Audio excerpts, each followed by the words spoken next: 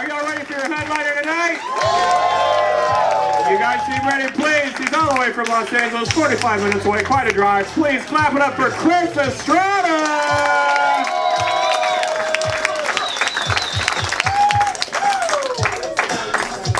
How's it going, everyone? Give it up for Amy real quick. So damn funny. Nice to be here in Covina. Nice little Covina. Nice town. You guys are nice people. Tell you guys a little bit about myself, where I'm from. I grew up in South Central Los Angeles in the 1990s. There's a lot of gangs in my neighborhood. When I was growing up, there's a shitload of gangs. But I never joined a gang because my mom really encouraged me to have hobbies. I know it sounds corny, but she took me to play baseball, soccer, football, whatever the fuck I wanted, But I also didn't join a gang because the gang I wanted to join said they didn't accept punk-ass bitches. You don't have to laugh that hard. It gets a little personal when you laugh that hard. Take it down a notch. But yeah, basically that was just it. Being a punk-ass bitch is what kept me out of a gang. I asked them too, I said, is that it? And they go, that's it. Stop asking us.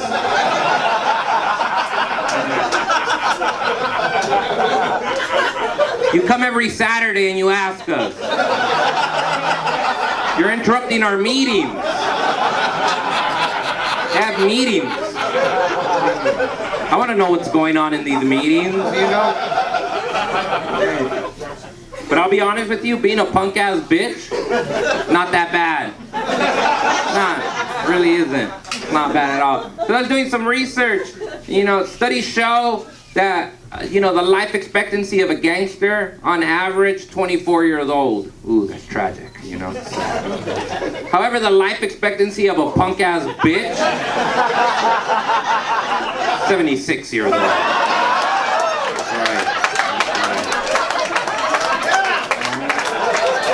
I'm gonna be around for a long time. If you don't mind me saying, it also looks like some of you might be around for a long time.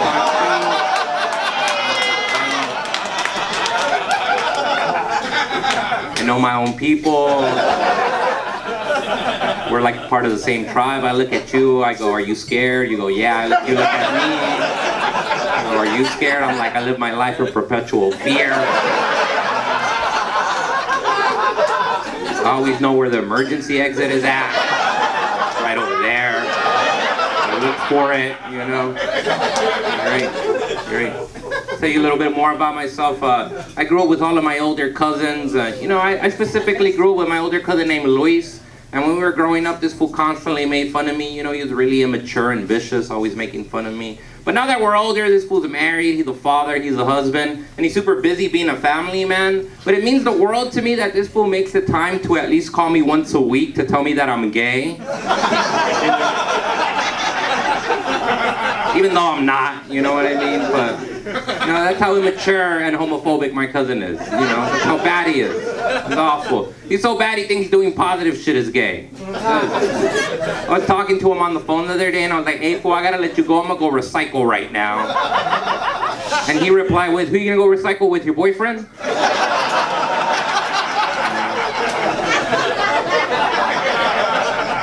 And then he followed that up by saying the most ignorant shit I've ever heard, which was, only gay ass fools care about the planet.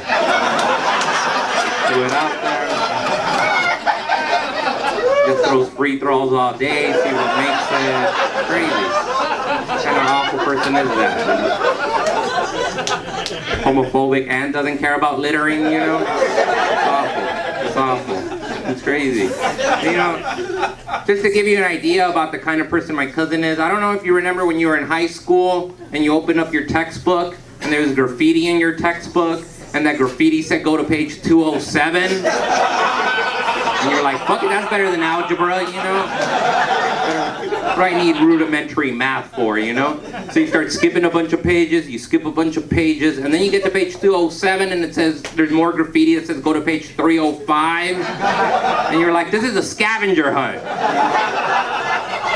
Start skipping a bunch of pages, you skip a bunch of pages, and then you get to page 305 and it says go back to page 99. And you're like, what kind of prize awaits me there, you know? Start skipping all the way back. And then you get to page 99 and it says you're fucking gay as hell. That was my cousin. He invented that. Wrote that in every textbook across the country. Like a little Johnny Appleseed of homophobic jokes. Just sprinkling the land with hate. Intolerant, you know, it's awful. So awful. It's crazy. But you know, how do you argue with someone who comes from the generation that thinks calling someone gay is the best insult of all time? You know? How do you argue with these people? Because they're wrong, you know? Who cares if someone calls you gay? It doesn't matter. It's just a sexual orientation. There's nothing wrong with it. I tried arguing with my cousin one time. I was talking to him on the phone. And I was like, hey, fool, you can't keep calling me gay. That shit's not cool. Because you're calling me gay is an insult, so you're implying that being gay is a bad thing. And that's not cool, because I have gay friends, and you probably have gay friends, and you don't even know it, because those fools don't want to tell you that they're gay, because they don't want to get made fun of. You know? And I thought I got to him because he stayed quiet for like half a minute, and then I'm like, oh shit, I'm changing hearts and minds over here, you know?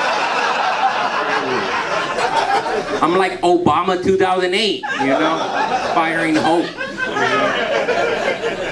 And then he finally spoke up and he sounded really sad and somber and he was like, damn dog, man, you're right, fool, I feel bad because I have been calling you gay this whole time as an insult, you know, but man, after hearing everything you just told me right now, I realize that you are gay because that's the gayest shit I've ever heard in my fucking life.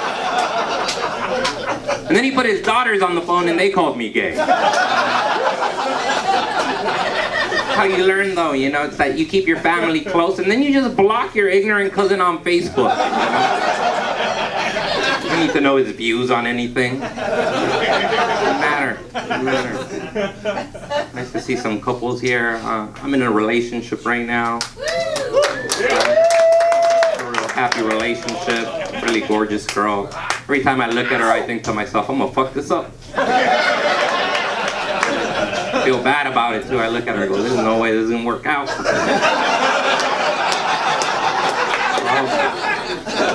You know, the thing is, I'm not gonna fuck it up by cheating on her. I'm not a cheater. I'm not that kind of guy. She's a gorgeous girl. I can't do better than her, you know? You know what it is?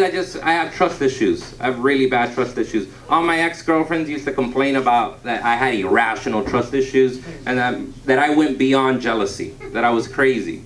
But you know, it's not that I'm crazy, I just been through a lot, you know? I'm paranoid, for good reason. For example, anytime I saw my ex-girlfriend texting on the phone, the first thought that came to my head was, oh shit, is she texting another guy because they're planning on robbing me? There's always robbery. It was never cheating. You don't know how relieved I was when I found out she was cheating on me. I was like, oh, you're not gonna rob me? That's great. Well, I don't give a fuck about cheating. I don't. Cheating doesn't scare me. It doesn't at all. Because I've only been cheated on twice, but I've been robbed 11 times. So I'm gonna worry about it, you know, it's a concern. I cuddle with one eye open. So my girlfriend, up here. Not down here. I've been through it too much. You know, my cousin robbed me once, in the daylight. And then he ended the robbery by saying, hey, fool, you better not fucking tell your mom. You know what that does to you? Awful. Because if you can't trust your cousin with the prison teardrop tattoo under his eye, who can you trust? You know? Who's out there for you? It's awful. It even caused me to show like affection to my girlfriend in weird ways. It's weird now because anytime she comes over to visit, right before she leaves, she likes to put her arms out for a hug. What I like to do is pat her down to make sure she didn't steal anything. All right so far, you know? So anything. I think the real reason I'm this way though is I don't know if you guys know this, but did you know that you're more likely to get your identity stolen than you are to get cheated on? You know that? I made that up, but I believe it. I've been robbed enough times to believe that. Nice to be here. Nice feeling, you know. be up here. I don't know though. It's like it's weird though because I still feel sad. I'm feeling a little gloom lately. Just because a few weeks ago I overheard one of my friends, and this fool was bragging about how when he was in high school, all he ever did was like hook up with girls, and he was real popular, and he played like football and basketball. And hearing him brag about his high school years like that made me feel awful about my high school years. It made me realize I wasted all of my high school years because I was too busy getting chased by loose pit bulls in my neighborhood.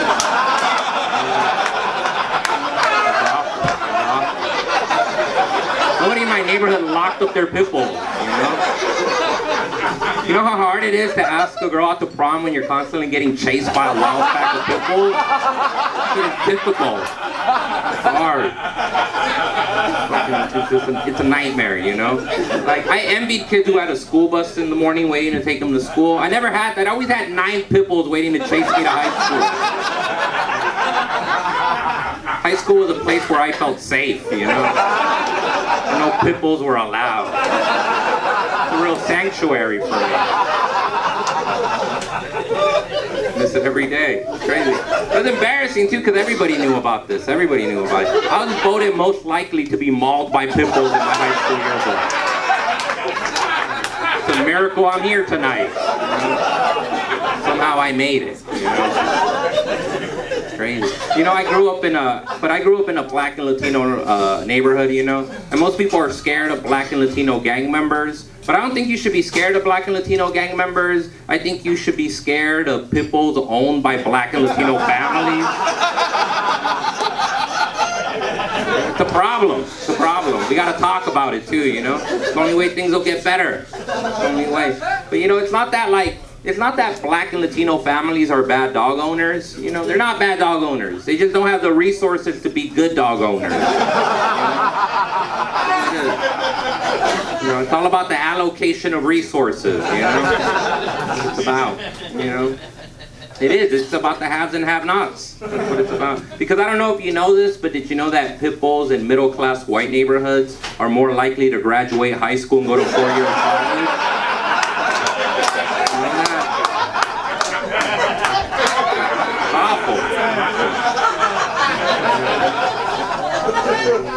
They got all the good school districts, you know, it's crazy. I mean, they're not at an advantage, you know? Advantage. Meanwhile, pit bulls in black and Latino neighborhoods are more likely to drop out of community college in the first year. It's not that they can't do it, you know, but you know why? They don't believe they can do it, that's why. They don't believe they can do it. You know, because in order to believe you can do something, you need to see somebody that looks like you do it, so you can be like, yo, I could do that too, you know? They don't have any of that right now. They don't have any positive role models in the media, you know? The closest thing they have to like positive representation is Mr. Worldwide, aka the rapper Pitbull. Let's be honest, not the best rapper, you know, but a very successful and charitable man, you know? Very nice, helps out the community, you know? And then the other closest thing they have to a positive role model is that photo of that really buff-ass pit bull you see on the internet sometimes. That says, can you believe how buff this dog is? Click on this link to see if it's real. It's the closest thing they have, it's awful. Don't even click on that link, it's spam.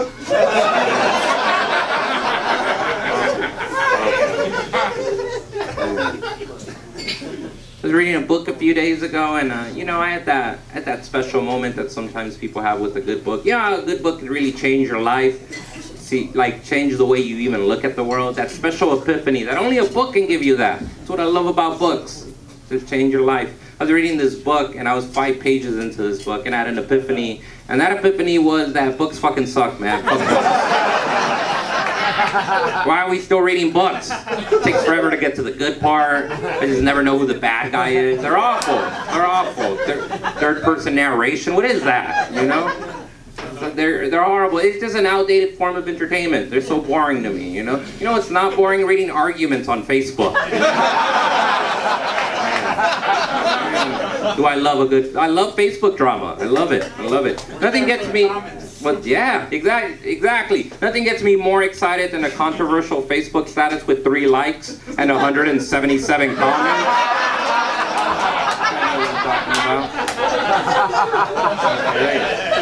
I sit down with a cup of coffee and I read all 177. And I'll even read the comments inside of comments because sometimes there's more drama in those comments. Oh, it's great. I love it. They eat it up. It's good afternoon reading, you know?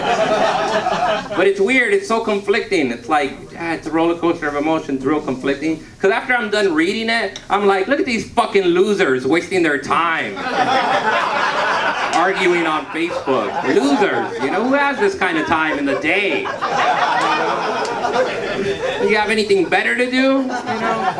And then I get really bummed out because I realize I wasted an hour of my time reading that shit. And then an extra hour clicking refresh to see if there was any new comments. The worst. I'm worse too because at least they have opinions. I'm not even saying anything. I'm just there being nosy. Watching families fall apart. Meanwhile, my girlfriend keeps asking me, have you read that book I gave you 2 years ago? Like, who has time to read? I just never have enough time in the day. I wish I had time, you know? I'm so busy all day, you know? It's crazy. But I'm starting to realize that reading arguments on Facebook is a lot like watching porn for me. It is. Just like watching porn. Because all I end up doing is wasting hours watch people do something I'm too scared to do. Like, I want to be that guy who has passionate opinions on Facebook, just like I want to be that one guy who keeps his shoes on during a gangbang. Guys clapping. Perverts clapping. Always one guy. He got naked with 5 other guys and said, fuck it, my shoes are going back on. What kind of weird confidence is that, you know? Psychotic confidence. I want that, you know, I want that. If I ever get brave enough to be in a Facebook argument, just know I'm naked and only wearing a pair of Reeboks. Great. I don't know if you guys could tell by looking at me, but I've been in a lot of fights. Don't laugh at that. If you have glasses, don't laugh at that.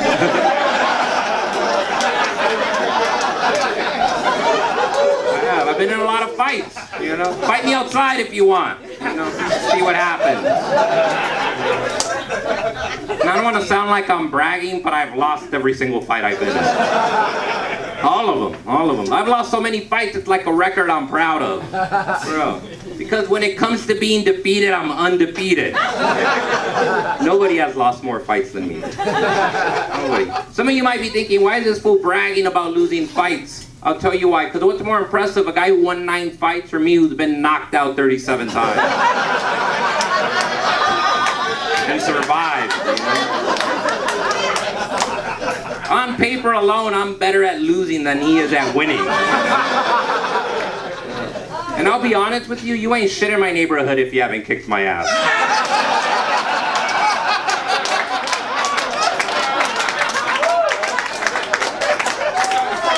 Everybody's kicked my ass, everybody. I'm talking about Latino gang members, black gang members, Korean small business owners.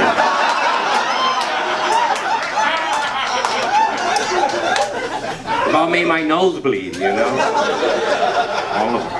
You know, but even though I lose every fight physically, I win every fight emotionally. You know, I'm more of an emotional fighter. Because anybody can win a fight physically. You know, a big dumbass gorilla can win a fight physically, you know? You want to be a gorilla, or you want to be a mastermind that hurts people's feelings?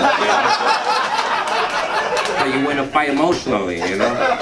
For example, my best knockout move is after I've gotten my ass kicked and the guy's walking away victorious. I like to yell out, hey, fool, I've been beat up by better men than you. You know how confusing that is? That's a man who's gonna go home, look himself in the bathroom mirror and say, I won that fight, but why do I feel like a bitch-ass loser? That hurt your feelings, that's why. My fighting technique is similar to that of an angry girlfriend in an argument. I just win the fight by saying the most awful thing that had nothing to do with the argument whatsoever. That's how it is, you know, I learned, you know. It's crazy because one time, I did that technique one time, this guy kicked my ass and I could tell he felt really good about himself. So I just yelled out, that's why you have a small dick and your little brother makes more money than you?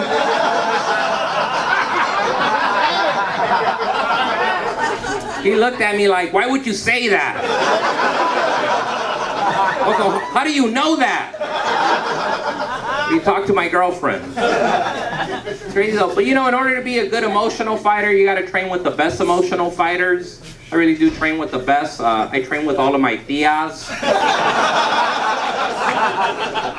If you don't know what tias are, tia is Spanish for divorced, bitter Latinas.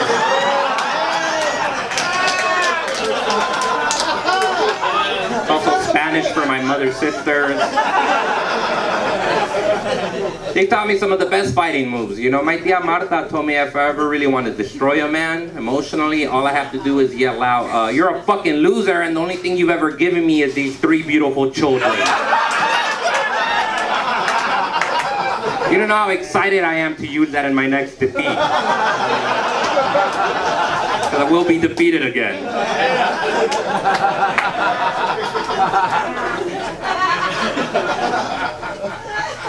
Talking to my friend, he's in a relationship right now, and you know, he's super in love, you know, and I always like to compare how I love next to somebody else and how they love. I like to see how other people love in comparison to me, you know. And I asked him too, I was like, hey, why do you know you love her, you know? And he goes, I know I love her because I can imagine myself spending a lot of time with her. And I was like, that's how you know you love someone? Jesus Christ. That's all it takes for you. Maybe I'm a little more romantic, but I know I love a woman the moment I start fantasizing about getting shot in front of her, dying in her arms, and her spending the rest of her life in deep misery missing me. That's how I know. That's the most romantic thing I can think of, you know? I think about that shit all the time. It's in my fantasies. My fantasy is to one day be walking down the street with my girlfriend and then 2 gangsters turn the corner and they take out a gun and then I jump in front of her and I take the bullet and I'm like bleeding out on the sidewalk and she's holding me and she says, what am I going to do without you? And I say something romantic like, you know, move on with your life, but always be sad. Always be sad. Find someone else, but never truly love them. Start a family and name the kid after me, you know?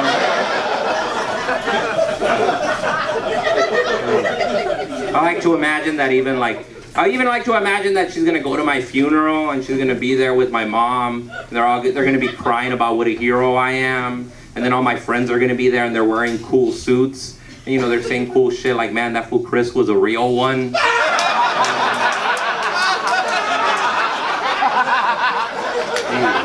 I think about that all the time.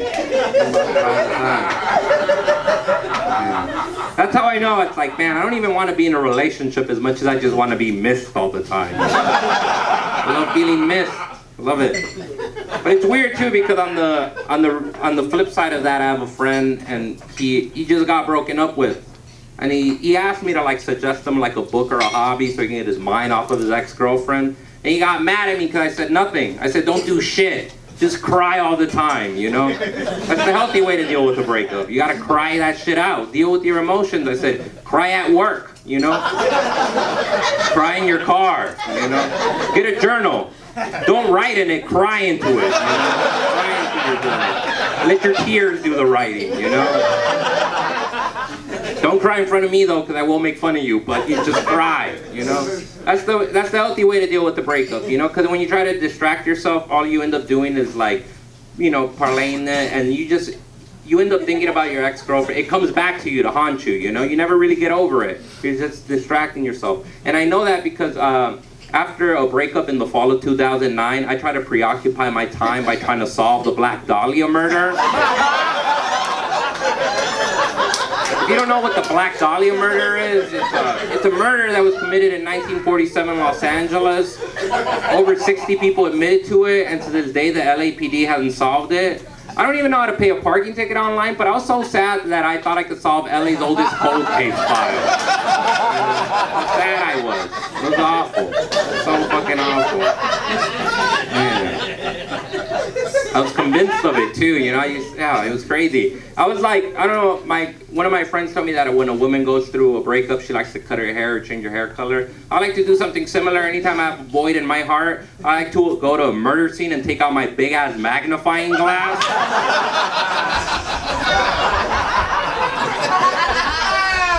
I'm like, it's crazy. It's like, I don't know, I'm like a workaholic detective that his wife divorced him because he's married to the case, you know? Because if I can't figure out why my girlfriend dumped me, I will figure out who murdered this beautiful angel. It was crazy. It was awful. But that, I mean, it was so bad because I used to it got to the point that I would imagine my ex-girlfriend picking up the newspaper and the headline said, "Local Latino man solves decades-old murder." I'm like, that's how I'm gonna get her back, you know? And that's the moment I realized, like, you know what, maybe this is not about the Black Dahlia, you know?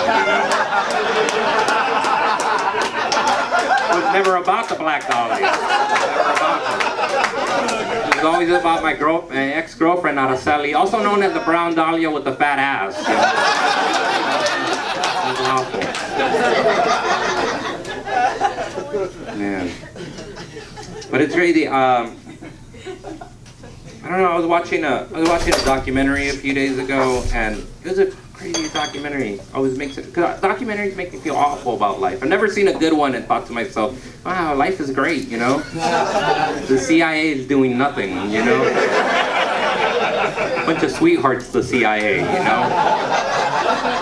But it was crazy. I watched this documentary, and it was about how in the 1980s the CIA imported crack cocaine into poor black communities in order to destroy any kind of black mobility. It was awful. They destroyed any kind of black mobility, and it was tied to the CIA in Central America because they wanted to destroy communism in Nicaragua, and it just blew my mind. Never mention a country like this is the bad. Only in Covina can I just mention that and somebody's like, "Yeah, I'm from there." Like,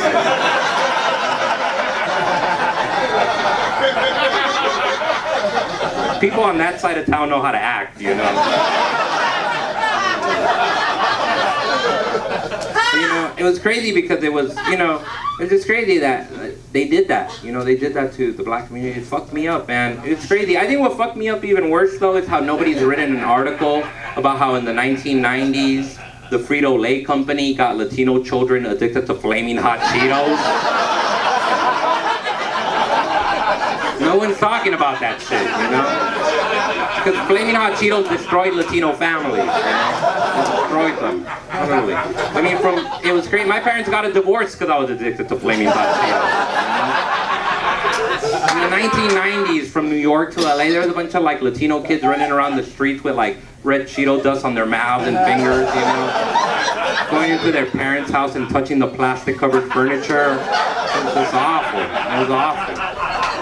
It was a nightmare, you know? It was a nightmare. It was a nightmare. I used to steal money from my mom's purse just to buy Flaming Hot Cheetos, you know? So, it was the worst. From my dealer, you know? Just a Korean guy. The Korean liquor store owner, you know? It's awful. It's awful. But you know, it's crazy too because like at my lowest point of addiction, this was my lowest point of addiction, I stole my cousin's newborn baby and sold it for a pack of Flaming Hot Cheetos, you know? It's just awful. I fucked that up at the end, you know? Alright. Leave you guys on this last thing. I was talking to my friend, he works in the movie industry and he gets to meet a lot of celebrities. And you know, he recently met Ryan Gosling. And you know, I'm always curious to know what celebrities are like, so I asked him, I was like, "Hey, boy, how is Ryan Gosling? Is he a nice guy? Is he an asshole? What's he like, you know?" And he told me, he goes, "Man, after spending a few hours with Ryan Gosling, he's like the nicest, sweetest guy in the world." And after hearing that a rich, handsome movie star like Ryan Gosling is a nice guy, the first thought that came into my head was, man, fuck that fool Ryan Gosling. What an asshole. What an asshole. That shit got me mad hearing he was a nice guy. It did. It fucked me up. Because you know who else is a nice guy? I'm a fucking nice guy. Everybody knows I'm a nice guy. Being a nice guy is kind of my thing, you know? It bothers me because that means my ugly niceness has to compete with his good-looking niceness, you know? And I don't think good-looking people should be nice. I don't. They shouldn't, you know, they shouldn't be nice. Because, you know, being nice is an ugly people quality, you know? Being nice is all some ugly people got going for themselves.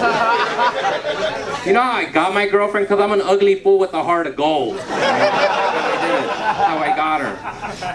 Man, I listen to her work stories. I love listening to her work stories.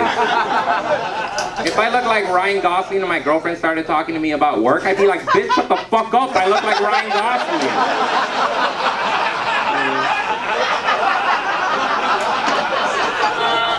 But instead I'm like, oh, and then what does Shelly say? Shelly sounds crazy. I wish I worked with Shelly.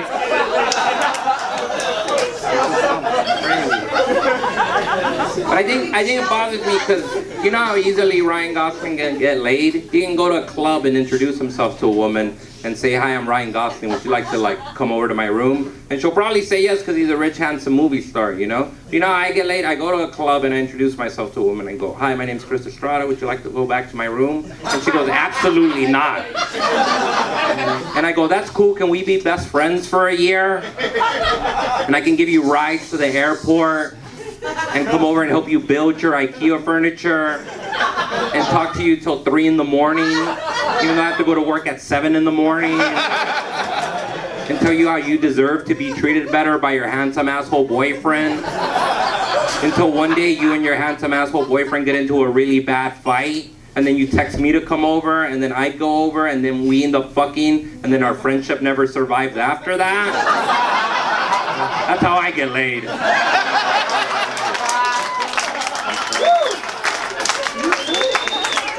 I got that sneaky nice guy patience, you know? I'll be your friend for a year or 2 years, you know? It's all right. All right, thanks a lot, everyone.